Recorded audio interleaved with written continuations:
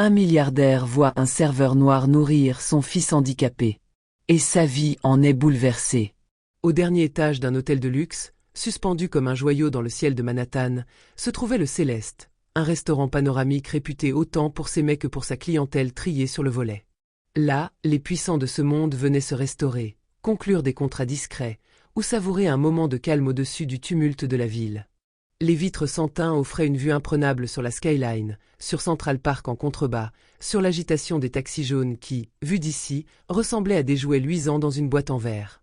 Dans cet univers de nappes repassées au millimètre, de couverts d'argent et de murmures codés entre chefs de conglomérats, David Mensa évoluait depuis plus de 15 ans. 52 ans, costume impeccable, gestes précis, regard paisible. Originaire de Kumasi, au Ghana, il avait quitté son pays avec l'espoir d'offrir une vie meilleure à sa famille. Il avait vu des continents, essuyé des humiliations, mais jamais il n'avait perdu sa droiture. Dans ce sanctuaire de l'élite, il était une ombre bienveillante, un maître silencieux du détail. David était de ceux que l'on ne remarque que par l'absence de défauts. Il se déplaçait avec la fluidité d'un souffle, sans heurter ni gêner. Il savait à quel moment recharger un verre sans interrompre une conversation, à quelle température devait être le thé préféré du prince de Jordanie, ou encore comment éviter la moindre trace sur les verres en cristal soufflé. Mais plus que tout, il possédait cette science rare de servir sans abaisser, de respecter sans s'effacer. Il n'était ni amer ni résigné. Il avait choisi de rester digne, malgré les regards méprisants ou les commandes aboyées. Parce que pour lui, chaque service était un acte de maîtrise, presque un art. Mais ce mardi-là, le balai élégant fut brisé. À la table 12, l'une des plus convoitées pour sa vue directe sur l'Empire State Building, venait de s'installer un homme dont la réputation précédait chacun de ses pas, Edward Blake, magnate de la finance, PDG d'un fonds d'investissement gérant plus de 800 milliards de dollars d'actifs. Une légende du capitalisme moderne, craint autant que respecté, célèbre pour sa capacité à prendre des décisions glaciales sans la moindre émotion. Il était habillé d'un costume 3 pièces d'une coupe parfaite. Ses boutons de manchette valaient le salaire annuel de plusieurs serveurs. Mais derrière cette façade de pouvoir, quelque chose clochait. À ses côtés, Thomas, son fils adolescent, était assis en silence. Le contraste entre les deux était frappant. L'homme, rigide, distant, presque inhumain, et l'enfant, fragile, au regard clair, prisonnier d'un corps qu'il ne contrôlait pas.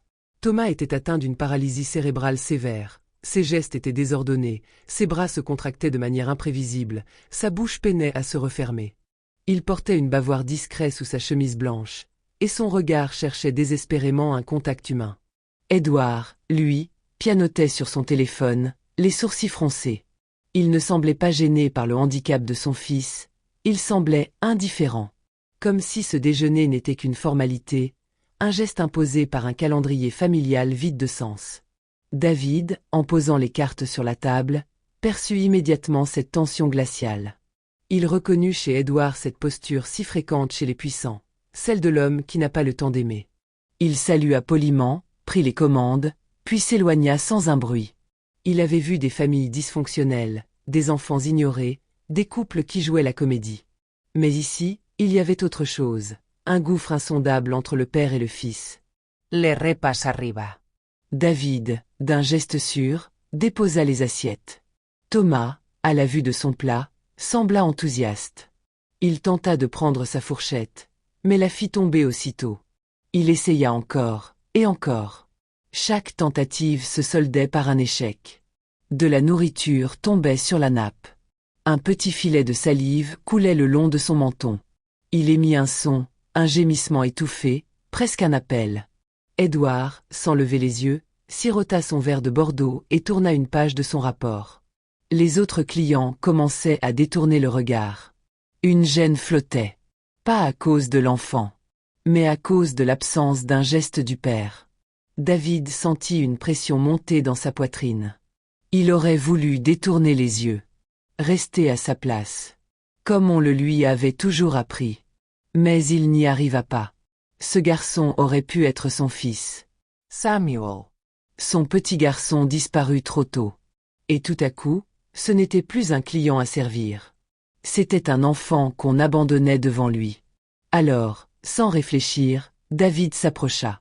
Il s'abaissa légèrement, dans le respect, mais avec fermeté. Excusez-moi, monsieur Blake, puis-je aider votre fils? Édouard leva enfin les yeux, surpris. Il y eut dans son regard une fraction de seconde d'agacement, puis une sorte d'incapacité à répondre. Il haussa vaguement les épaules. Faites donc, si ça vous amuse. David s'agenouilla doucement, à hauteur de Thomas. Il lui sourit. Pas un sourire forcé. Pas un sourire de pitié. Un sourire qui disait « Je te vois. Tu comptes. Salud, Thomas. Tu veux qu'on fasse ça ensemble ?» Thomas acquiesça d'un hochement maladroit mais empressé. Et David commença. Il coupa la viande en petits morceaux. Il portait chaque bouchée avec lenteur, attendait que Thomas avale, l'encourageait d'un mot tendre ou d'une blague légère. Il lui tapotait parfois la main, comme un vieux complice. Peu à peu, quelque chose se transforma. Thomas ria. Un petit rire étouffé, désordonné, mais éclatant de sincérité. Les clients autour s'arrêtèrent de parler. Même les serveurs en pause dans l'office regardaient discrètement la scène. Edward, Louis, cessa de respirer. Il n'avait pas entendu ce rire depuis. Il ne savait même plus quand. À la fin du repas, David essuya doucement la bouche de Thomas avec une serviette tiède. Puis il posa une main sur son épaule. « Tu as été formidable, jeune homme. » Et sans en dire plus, il se releva et s'éloigna. Comme s'il avait simplement fait ce que l'humanité exigeait. Mais dans le cœur d'Edward Blake, ce simple moment venait de faire trembler les fondations d'un monde bâti sur la domination, la productivité et la distance. Edward demanda à parler à David en privé. Dans le petit bureau du gérant, exigu et silencieux, l'atmosphère était différente. Fini les lustres en cristal et les nappes immaculées. Ici, seule comptait la vérité brute. Édouard s'assit lentement, croisa les mains sur ses genoux et resta un long moment silencieux, les yeux rivés sur David, comme s'il cherchait quelque chose qu'il n'avait jamais su nommer. Puis il parla, d'une voix inhabituellement basse. « Où avez-vous appris à faire ça ?» David resta debout, les mains jointes devant lui. Il ne détourna pas le regard, mais sa réponse fut presque un murmure. « Je n'ai pas appris. J'ai vécu. Mon fils, Samuel, était handicapé lui aussi. Une forme rare de dystrophie musculaire. Il est mort à 10 ans. » Il fit une pause, laissant le silence absorber ses mots. « Je sais ce que c'est d'aimer un enfant qu'on ne peut pas réparer. Je sais ce que c'est de veiller la nuit, de se demander si on fait assez. Et de vivre avec cette peur, celle de ne pas être à la hauteur. » Édouard baissa les yeux, lentement, comme si quelque chose en lui venait de se briser. La forteresse, l'armure. Il hocha doucement la tête, presque honteux de sa propre vulnérabilité. « Je ne sais pas comment être père pour lui, » murmura-t-il. « Je gère des milliards, je prends des décisions qui font trembler les marchés.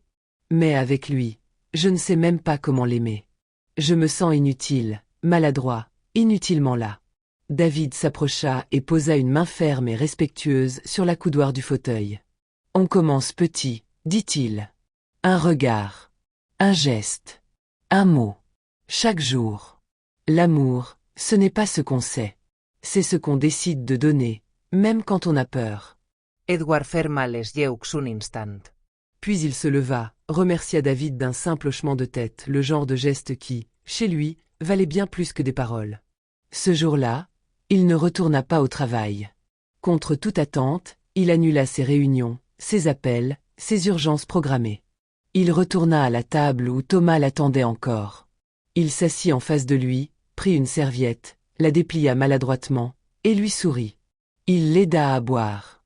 Il lui parla. Des mots simples, hésitants. Il lui posa une question. Puis une autre. Et Thomas répondit. Pas parfaitement, pas clairement, mais avec une lumière nouvelle dans les yeux. Pour la première fois, Édouard vit son fils autrement. Non comme un défi à gérer, mais comme un être entier. Un fils qui attendait qu'on le rejoigne. Dans les mois qui suivirent, Édouard changea. Lentement. Humainement. Il diminua ses déplacements. Il réorganisa son agenda, refusa des conférences. Il fit construire une salle de thérapie pour Thomas à la maison, mais surtout, il y passait du temps, lui aussi. Pas en spectateur. En père. Il apprenait à écouter, à patienter, à ne plus fuir ce qu'il ne comprenait pas. Et il ne pouvait oublier David. Il repensait souvent à cet homme discret, vêtu de noir, dont le calme avait bouleversé son existence plus sûrement que n'importe quel conseil d'affaires. Il repensait à cette phrase simple, « On commence petit ». Alors, un matin, Edward demanda à le revoir. Non plus comme client, mais comme homme à homme. Un soir d'hiver, alors que Manhattan scintillait sous un manteau de lumière, Edward invita David dans son bureau privé, perché au dernier étage de sa tour dominant Central Park. Un lieu imposant, tout de verre et de silence, où le luxe semblait figé dans une sobriété froide. Les murs étaient décorés de tableaux contemporains, impersonnels, comme si personne ne s'y attardait vraiment. Mais ce soir-là, quelque chose avait changé. Sur une table basse, 2 verres de thé fumant remplaçaient le whisky habituel. Une attention simple. Humaine. David entra, un peu intimidé, vêtu de sa veste sombre soigneusement repassée. Il ne comprenait pas encore ce qu'il faisait là, devant cet homme que des milliers redoutaient, mais qui le regardait désormais avec une étrange humilité. Edward se leva, lui tendit une enveloppe blanche, épaisse. Il avait ce regard rare, celui d'un homme qui ne marchande plus avec ses émotions. « C'est une proposition, dit-il calmement.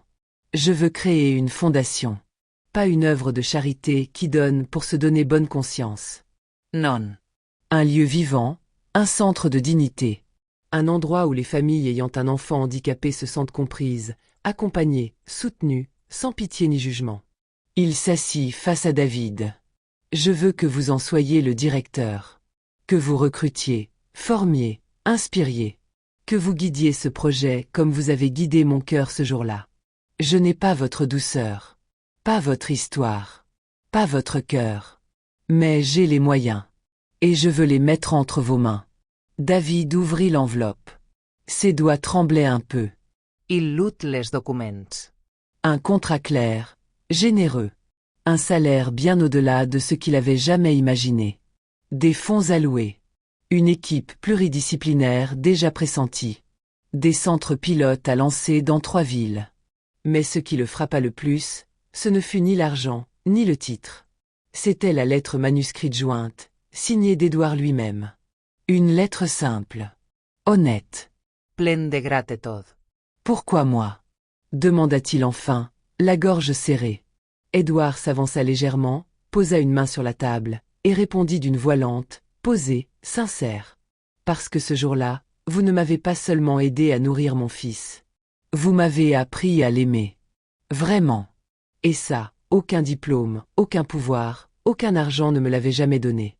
David ferma les yeux un instant. Il revit le visage de son fils Samuel. Son sourire. Sa fragilité. Il revit les nuits sans sommeil, les hôpitaux, les silences, les petits gestes. Puis il les ouvrit de nouveau, plus déterminé que jamais. Alors faisons-le. Mais faisons-le bien. 2 ans plus tard, la Fondation Mensa pour la dignité et l'accompagnement était devenue un modèle à l'échelle nationale. Implantée dans plusieurs grandes villes, elle rassemblait soignants, psychologues, éducateurs, parents et bénévoles autour d'un seul principe. La dignité des enfants ne se mesure pas à leur autonomie, mais à l'amour qu'on leur donne et à la place qu'on leur offre dans le monde. David, désormais respecté bien au-delà du cercle médical, donnait des conférences dans les universités, formait des médecins à la dimension humaine de leur métier et intervenait dans des écoles pour parler d'inclusion. Il n'avait pas changé. Toujours discret, toujours précis, toujours humain. Mais sa voix portait. Et elle portait loin. Thomas, lui, avait fait d'énormes progrès. Il riait, parlait mieux, marchait parfois avec assistance. Mais surtout, il rayonnait. Edward l'accompagnait à ses séances, assistait à ses représentations de théâtre adapté, cuisinait parfois avec lui. Le puissant homme d'affaires s'était transformé. Il n'avait pas quitté le monde des affaires, mais il ne vivait plus pour ce monde-là. Il vivait pour son fils. Il était devenu un père. Et souvent, quand on lui demandait ce qui avait changé sa vie, Edward Blake répondait simplement. Un serveur noir. Invisible aux yeux des puissants. Il a nourri mon fils. Il aimait à nourrir et aimer. Car parfois, un simple geste d'amour, dans un monde qui ne prend plus le temps de regarder, peut tout bouleverser.